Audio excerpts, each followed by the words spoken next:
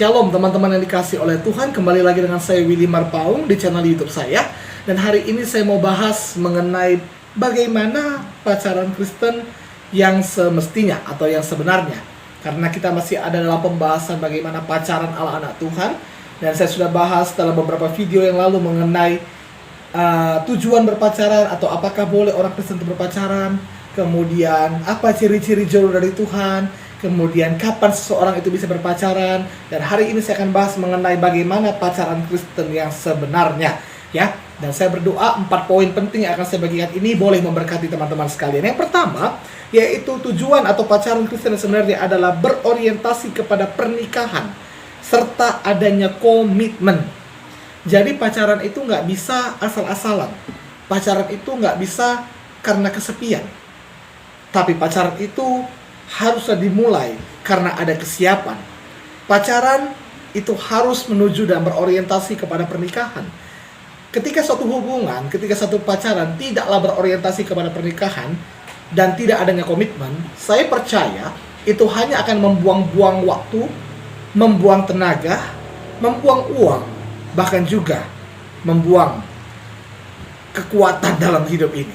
Sehingga nanti kau trauma dan kau mengatakan, semua cowok sama aja, semua cewek sama aja, pasti kayak gitu, ya kan? Trauma jadi. Itu sebabnya pacaran Kristen sebenarnya berorientasi kepada pernikahan. Itu pacaran yang berguna, itu pacaran yang membangun. Kita udah lihat kemarin dari 1 Korintus 10 ayat 23, segala sesuatu diperbolehkan benar, tetapi tidak segala sesuatu berguna. Segala sesuatu diperbolehkan benar, tapi tidak segala sesuatu membangun. Jadi pacaran yang berguna, pacaran yang membangun adalah pacaran yang memang berkomitmen, pacaran yang memang berorientasi kepada pernikahan. Itu sebabnya kalau aku sudah punya pacar saat ini, by the way Bang Willy jomblo. Soalnya video ini dibuat Bang Willy jomblo, tapi mungkin 5 video lagi enggak. Ya kan, I don't know. Ya saya nggak tahu bagaimana waktunya Tuhan. Yang penting kita tak berusaha menjadi yang terbaik. Amin. Disia-siakan it's okay. Ya kan, karena yang tulus pasti sering disakiti. Tapi tetaplah jadi yang terbaik. Ya kan, karena yang terbaik pantas mendapat yang terbaik juga. Oke? Nah, berorientasi kepada pernikahan atau adanya komitmen. Jadi komitmen itu penting. Komitmen itu apa kuncinya? Saling membangun, saling mengenal, ya kan, saling setia, dan punya kunci, punya prinsip. Sehebat apapun masalah yang datang, jangan pernah katakan putus. Kecuali si cewek hamil di luar nikah dengan cowok lain dan si cowok menghamili cewek lain, jelas harus putus, ya kan? Tapi kalau aman-aman aja, sudah sesuai dengan jodoh dari Tuhan, ya udah berkomitmen lah. Amin. Karena pacaran tanpa komitmen itu hanya sia-sia, itu hanya merugikan dirimu. Amin. Yang kedua, bagaimana pacaran Kristen sebenarnya? Saling mengenal satu dengan yang lain. Pentingnya komunikasi, pentingnya pengenalan. Ada orang pacaran diam-diaman. Ada orang pacaran nggak boleh berduaan. Berduaan saya maksud sini nggak boleh komunikasi atau nggak mau komunikasi. Ya, dulu di gereja saya, tempat saya berjemaat, ya kan. Tapi puji Tuhan sekarang sudah berubah. Ya kan, puji Tuhan sekarang sudah ada pembaharuan di mana susah untuk berpacaran. Ya kan, ketika mau pergi harus ada sapron, harus ada yang mendampingi. Bagaimana mungkin mau pergi makan berdua lalu tambah lagi satu lagi? Ya kan? Makan kok ke mall, nggak ngapa-ngapain gitu. Kan nggak mungkin juga melakukan hubungan seks di mall itu. Ya kan? Jadi di sini penting komunikasi. Penting saling mengenal satu sama lain. Ini pacaran yang berguna. Supaya apa? Supaya nanti di masa pernikahan nggak terkejut lagi. Kalau dari masa pacaran aja nggak pernah jumpa, nggak pernah komunikasi, nggak pernah ngobrol, nggak pernah bertukar pikiran, ya kan? Lalu waktu menikah 24 jam di rumah, terkejut nih, kayak gini kok rupanya. Udah gawat kita. Udah gawat. Udah nggak bisa kayak lagi, udahlah. Pertahankanlah itu. Perbaikilah itu. Ya kan? Tentukan kau mau punya keluarga yang bahagia. Tentukan kau mau punya pernikahan yang bahagia. Tentukan kau mau mempunyai rumah tangga yang berbahagia. Kalau kau memang mau mempunyai rumah tangga yang berbahagia, kalau kau memang mau mempunyai keluarga yang bahagia, pacaran yang benar. Kenallah dia. Jangan asal-asal. Pilih yang betul-betul memang sesuai dengan kriteriamu, cocok denganmu, sepadan denganmu. Amin. Nah, itu yang kedua. Yang ketiga, bagaimana pacaran Kristen yang sebenarnya, yaitu saling membangun satu sama lain sehingga sama-sama bertumbuh. Jadi pacaran itu bukan hanya romantis. Ada banyak anak-anak muda pacaran tuh romantiknya aja, semuanya romantik gitu. Ya kan? Betul kan? Makan suap-suapan gitu. Ya kan? Oke lah kalau masih seperti itu. Ya kan? Atau ulang tahun dirayakan, Valentine kasih bunga, ya kan? Tapi sama-sama bertumbuh nggak dalam pengenalan akan Tuhan?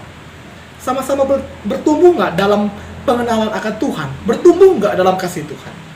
Pacaran Kristen yang sebenarnya, pacaran Kristen yang semestinya, ketika kalian berkomunikasi, ketika kalian berdiskusi, diskusikan firman Tuhan, yang akan membangun hubungan itu.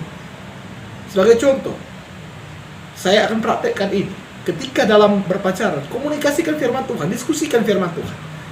Misalnya soal pengampunan. Bukankah kita harus mengampuni?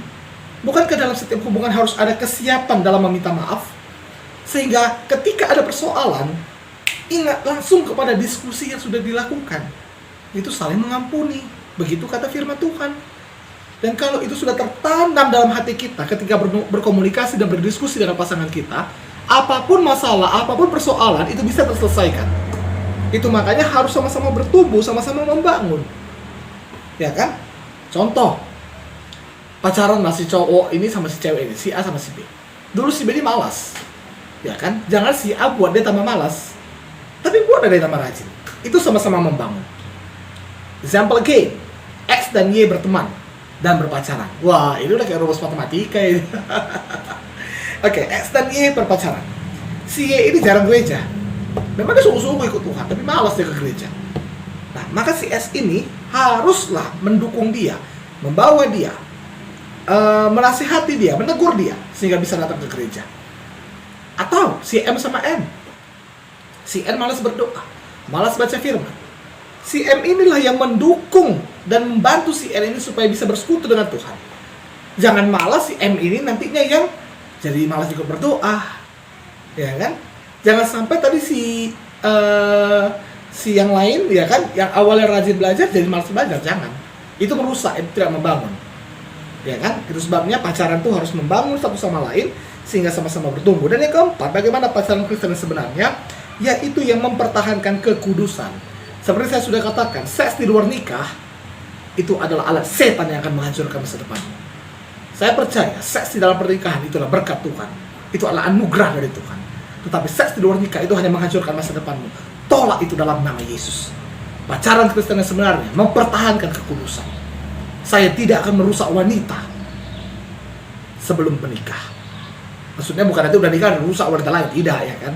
Saya tidak akan menodai engkau sebelum malam pertama kita setelah kita diberkati dalam pernikahan kudus. Itu yang harus menjadi prinsip. Ya kan? Jangan jual murah dirimu. Engkau anak raja dari segala raja. Jangan jual murah dirimu. Amin. Amin. Jangan jual murah dirimu. Tuhan sayang samamu. Tuhan sudah tebus engkau. Lalu engkau berikan tubuhmu kepada laki-laki baru kau kenal 2 bulan. Jangan demikian. Itu hanya merusak dirimu. Itu hanya menghancurkan masa depanmu. Tuhan punya rencana yang indah dalam hidupmu. Tuhan punya panggilan yang dahsyat dalam hidupmu. Tuhan punya panggilan dan maksud yang luar biasa dalam hidupmu. Jangan sampai karena pacaran, jangan sampai karena cinta, semuanya itu gagal. Setan tidak akan suka. Setan tidak suka engkau sampai kepada maksud dan rencana Tuhan. Setan tidak suka engkau sampai kepada rencana Tuhan yang luar biasa itu. Itu sebabnya setan mau goyahkan engkau di masa pacaran. Itu makanya pacaran Kristen sebenarnya haruslah mempertahankan kekudusan. Dan saya akan bahas nantinya bagaimana batasan-batasan dalam pacaran Kristen.